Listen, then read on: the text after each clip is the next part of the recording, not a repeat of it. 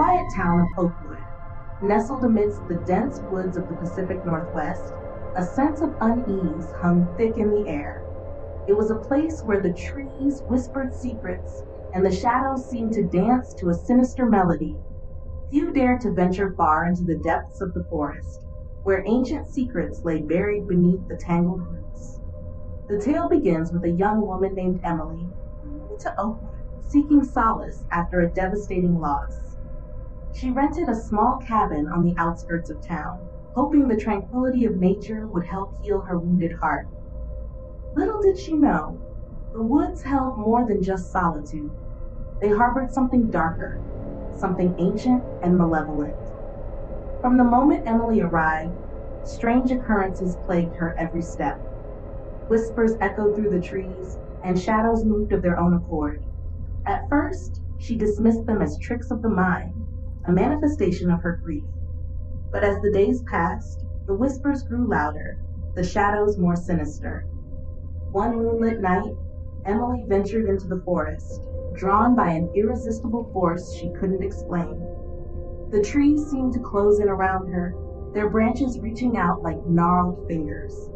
She stumbled upon an ancient stone altar hidden deep within the woods, its surface etched with symbols long forgotten by man. As she approached, a sense of dread washed over her, but curiosity drove her forward. She reached out to touch the cold, rough surface of the altar, and as her fingers made contact, a surge of power coursed through her veins. Shadows swirled around her, twisting and writhing in an unholy dance. Suddenly, a voice spoke from the darkness, ancient and terrible. It whispered promises of power and knowledge, of a world beyond the mortal realm. Emily was transfixed, unable to tear herself away from the seductive lure of the shadows. Unbeknownst to Emily, she had stumbled upon an ancient evil that had slumbered beneath the forest for centuries.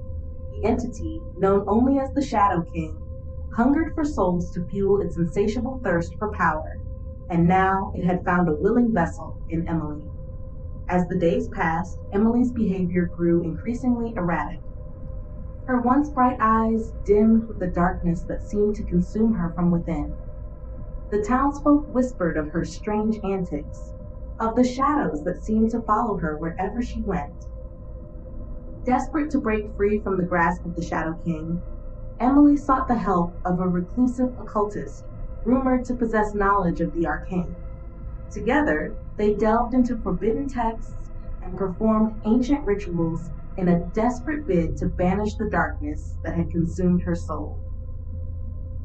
But the Shadow King would not be so easily defeated. It fought back with a fury, unleashing its full wrath upon Emily and those who dared to stand in its way. The once peaceful town of Oakwood descended into chaos as the forces of light and darkness clashed in a battle for the soul of its inhabitants. In the end, Emily made the ultimate sacrifice, offering herself as a vessel to contain the darkness that threatened to consume the world. With a final agonized scream, she banished the Shadow King back into the depths of the forest, sealing its prison with her own blood. As dawn broke over the horizon, the townsfolk emerged from their homes, their faces pale and haunted by the horrors they had witnessed. Emily's sacrifice would never be forgotten, her memory enshrined in the annals of Oakwood's history as a reminder of the dangers that lurked within the shadows. But deep in the heart of the forest, beneath the ancient trees and the whispered secrets of the wind, the Shadow King stirred once more, biding its time until the day it would rise again to claim its rightful throne. And when that day came, none would be safe from its insatiable hunger for power and dominion over the world of men.